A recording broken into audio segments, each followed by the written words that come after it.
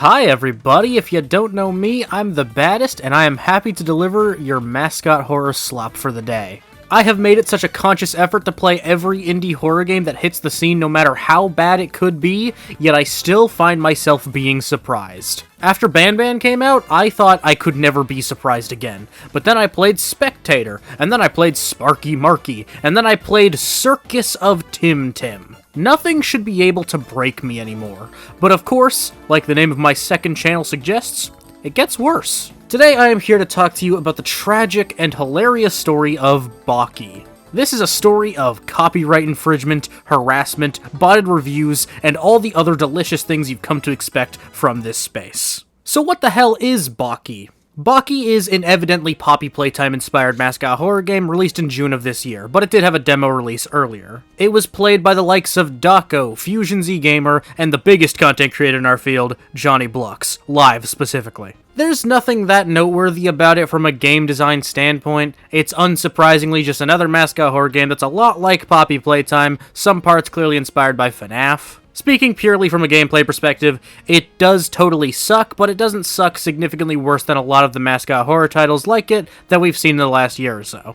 It did stir up some controversy early on because it did feature AI voices as opposed to real voice acting. This is obviously something the general public and the community is strongly against, but it did end up getting removed and replaced pretty quickly, so that wrongdoing wasn't long-lived. It does also feature a character from that dreaded Mascot Horror Models bundle that you may remember from when I talked about Mascot Bro, but that is ultimately allowed, even if lazy. But of course, this tale of a shitty Mascot horror release takes a turn for the worse, and leads into unironic criminal activity. This all started with a YouTuber called Pixelishious. They're a content creator within the general indie/Mascot horror space, primarily focused on Poppy Playtime. They released a really good video about Bokkie last month in collaboration with animator ML Spence. This video and both creators will be linked in the description, and I highly recommend you watch that video to get further insight into the many concerns that came along with this game, and to show some support to both of them. There were thorough analyses of alleged AI art, general critiques of the game, but the big bombshell was the allegation that there were assets in Bokkie that were directly ripped from Poppy Playtime. This allegation turned into more than an allegation when Mob Entertainment, the creators and owners of Poppy Playtime, actually took action and DMCA'd Bokkie. The game was fully removed from Steam on the grounds of copyright infringement. But were they actually guilty, or was this a major mistake on the part of Mob based on false allegations? Well, they were guilty as fuck. We know that for a matter of fact, but that doesn't change how tumultuous this tale is. Pixelishious and ML Spence took a very close look at the similarities between the model of this bunny character called Sparky from Bokkie and the official model of Huggy Wuggy from Poppy Playtime. The mouth is almost a dead giveaway by itself. The specific placements, the angular shapes of the teeth, and the lines of saliva are essentially identical between the two characters. But it gets so much worse when you get to the entire body of the character and its accessory. The body looks exactly like the body of Huggy Wuggy, but just stretched out. I think it's most notable when looking at the fluff on the legs. It is in the exact same position. These bodies are identical. But the true nail in the coffin comes with the UVs. Now, I'm not a modeler, nor am I smart, so I don't entirely understand the intricacies of this stuff, but here's a Google definition of what that means. Basically, UVs are essential in applying a texture onto the surface of a model to give that model its unique look. And the developer of Bokkie neglected removing or changing the original UVs of both the tie and the fur. The UVs of the tie and fur featured on Huggy Wuggy in Poppy Playtime are the exact same as the UVs of both assets in Bokkie. This cannot happen unless they are the same model. To put this matter-of-factly, the only possibility is that the developer of Bokkie reused assets directly from the original licensed and copyrighted Poppy Playtime. There's really no workaround here. This is why Mob Entertainment had to issue a takedown against Bokkie. I will quickly take a second here to mention that Pixelishious and ML Spence did send their findings to Mob before releasing their video.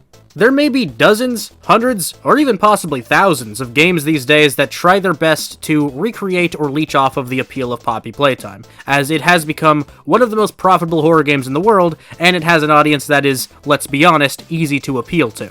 But after the insane amount of copycats we've seen over the years, this is the first one where the creators of Poppy had to take action because it does blatantly steal from the IP.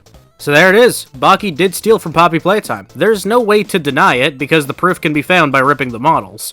But that didn't stop the developer, AJB Games, from trying to deny it, freaking out, harassing people, and acting like a literal toddler in retaliation. Now, the story of the developer being unable to handle backlash or criticism actually does start before the takedown and before direct plagiarism allegations were made. Insanely popular YouTuber Moist Critical actually played Bokkie on a stream for something he calls Bad Game Night, and he eventually uploaded his playthrough to YouTube with an unfavorable title. This obviously did drive traffic and negative attention to the game, but according to the developer, it did a little more than that. AJB Games claimed on Twitter that Critical's video caused an influx of racist comments towards them after people found out that the developer is based in Morocco, a country in northern Africa.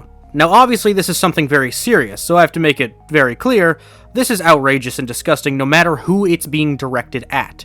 Any kind of racism whatsoever can never be tolerated, and it's not something I could ever or will ever endorse or defend. With that being said, how reliable is our narrator? In the image provided by the dev to further their point, there are 4 hateful comments. 2 of them are messages that are outwardly racist, which is terrible, but 2 of them just straight up aren't. One of them is a random review calling the game AIDS, which is pretty common and kinda old school goofy internet lingo, and the other is just a review saying the game is bad and not worth the money. This review actually comes from Mushy Meow, who is a very well-known person in the speedrunning side of the Mascot horror scene. They are an incredible glitch hunter and are the source of a lot of the speedrun tactics we use in these types of games. They didn't say anything even remotely racist, and this is one of the 4 pieces of evidence the dev thought was good enough to make that point. If you go through negative reviews of Bokkie, you will straight up not find any racist rhetoric. The game was simply being reviewed negatively for being a bad game, just like so many games in this subgenre are, and despite how often this happens in the community, never do we see devs claim that racism is the motive behind it. Out of everybody that said something negative about the game across the entire internet, chances are only 1% of them even knew where the dev was from.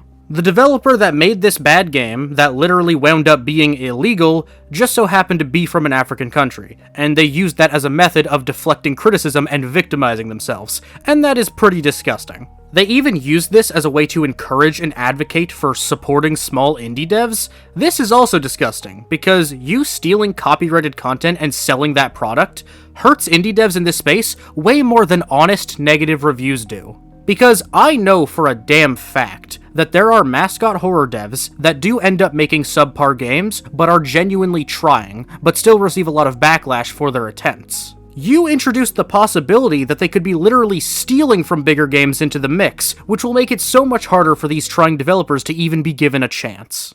But now we reach the point of Pixelicious releasing her video with ML Spence. Now, if you couldn't guess by the time people just didn't like the shitty game, AJB Games wasn't going to handle this in the most sophisticated manner. It starts with a now-deleted comment that the developer left on Pixelicious' video. It's nothing of note, aside from the fact that it doesn't even respond to or acknowledge the grounds of the criticism in the video. It's just a pathetic, childish comment. However, there is a key part to this comment, and it's probably the reason it was deleted. The developer refers to Bokkie as a fan game. So this term alone is a weird gray area. Can you sell a fan game? Generally, yes, if it's purely inspiration that's derived from the already existing IP. For example, Case Animatronics. Once they got rid of the bear, it was safe to sell. Playtime with Percy? Yeah, that game could be sold, because no FNAF-related content exists within the current build of the game. But obviously, a lot of fan games use copyrighted designs or assets and materials taken from the IP. For example, if it weren't in the fanverse, the joy of creation could never be sold.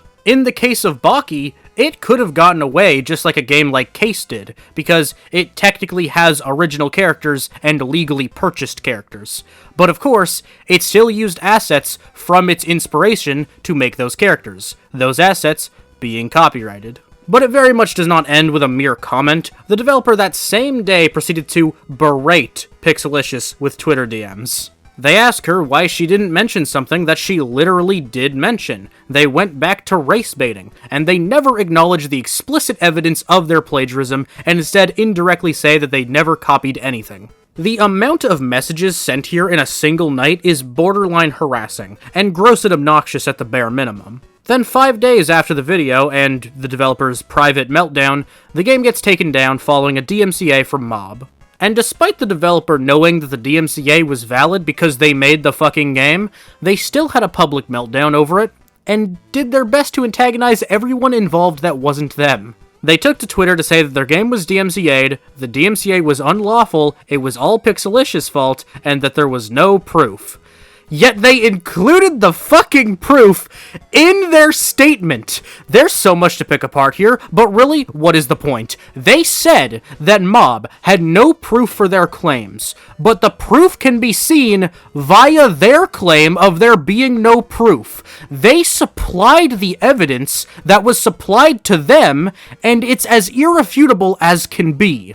Why would you disprove your own claim this easily? How do you do something this stupid? This tweet was also deleted, which should come as a surprise to no one. But that wasn't the devs' only effort to take down Mob and their false allegations. He also took to the Poppy Playtime subreddit to make a post claiming that Mob is abusing the DMCA system and that Mob shattered his dreams after he poured his heart and passion into his game. All of that is what we in the industry call a blatant lie. Mob was provably right in DMCAing the game. You cannot convince me Bokkie was made with a shred of passion, and once again, turning this into a narrative or a movement about supporting indie developers is so disgusting. I genuinely hope this person quits game development and gets off the internet forever. Obviously, they did not receive any support on this post either, and despite their best efforts to defend themselves by lying, they ended up deleting this post as well. So that's pretty much the story of what happened. A bad Mascot horror game that was willing to blatantly steal was finally released, and the dev got their ass handed to them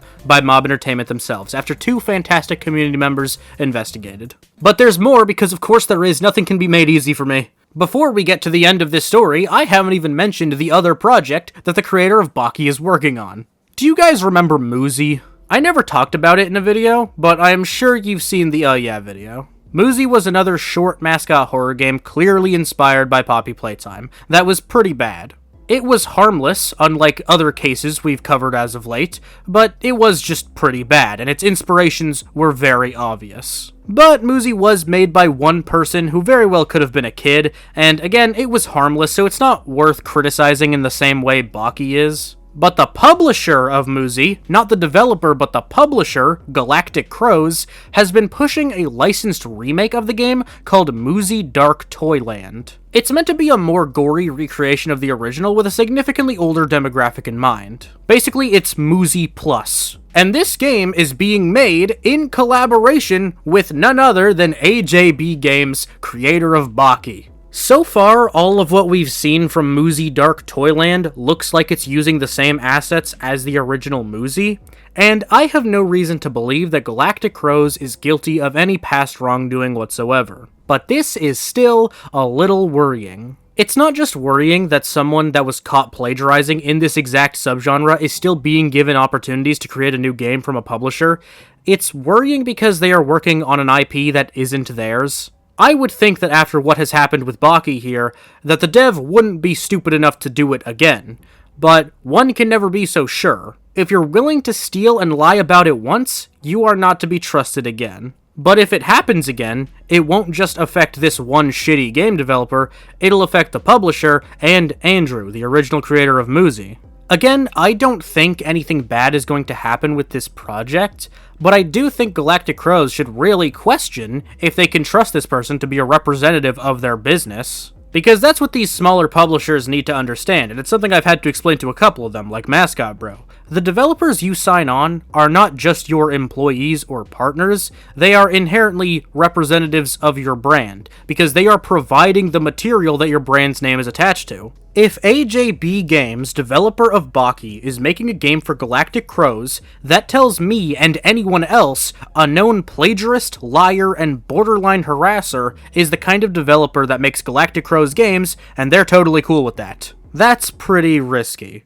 But as this story comes to a close, there is actually still no real ending. In the midst of all of my research and all of my storytelling about how this guy stole and lied about it all over the internet, just over a week after Pixelishious' original video, Bokkie was put back on Steam. The post made the day of its revival says that it removed copyrighted content, which is practically an admission of guilt. There are no specifics in this Steam post, but by claiming to have removed copyrighted content, you are basically admitting that you have been bombarding people with a blatant lie. But I guess ultimately that's still a good ending. The material that got the game removed was removed from the game, so everything's good, except it's not. Did you really think it would be that simple? Did you think that a DMCA from one of the most powerful companies in the genre would be enough to silence this random person with a shit game nobody's ever heard of?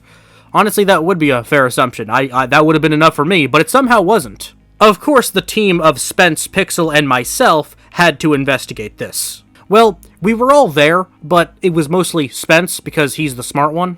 And here are the changes they made. They removed the teeth from the mouth of the bunny character and the tie, both of which did belong to Huggy Wuggy. But that's all they changed, and they didn't even remove them, they just made them appear invisible. The mouth itself and the body itself is still blatantly stolen. It's so obvious, and no, there is no other model in the files. They didn't even try to hide it is the thing. The thumbnail and screenshots on the Steam page both feature the unchanged model, with all of the stolen assets on display.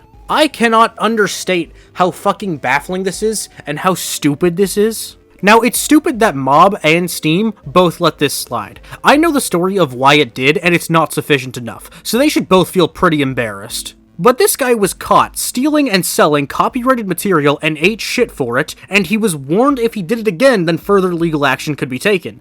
And he went and did it again. This guy is willing to lose everything over a game that didn't sell well and nobody even liked. And I really mean that nobody liked this game. Multiple of the positive reviews for this very niche game are from very obvious bot accounts. One of these botted reviews literally forgot to fill in the name of the game later in the text. They had a template and forgot to fill in the blanks. And even some of the reviews that are legit are positive based on lies. This is a review from someone that played the game for about 10 minutes, and gave it a positive rating because they didn't like that the negative reviews were based on racism, something that only the dev has said, but it's categorically untrue. That's where this situation ends as of the time of this video. Mob is aware that the game still contains their copyrighted content, so Bokkie will be gone once again soon. It might even be by the time this video comes out. And who knows what the dev will have to say this time around. If this situation escalates into something bigger or more interesting, then I will make a follow-up, but if the game simply disappears, or if the game actually does replace the copyrighted content, then it's not worth making a full second part. Follow me on Twitter if you want to keep updated with it. But because of how insistent this person has been that they did nothing wrong despite the explicit evidence, does lead me to believe there's a decent chance we'll have something to talk about. This goes without saying, and I will include this in the opening disclaimer, but please do not harass the developer or any parties involved. If you do so, you are not better than any of the bad people in this story, and you do not have my support or endorsement whatsoever. That's all there is for now, though. I hope you enjoyed the video. Please go check out and show some love to Pixelicious and ML Spence because they were on this case way before I was, and also helped out plenty in making this video possible as well. Be sure to like the video, subscribe, comment, and become a channel member if you're feeling generous. I'll see you guys next time.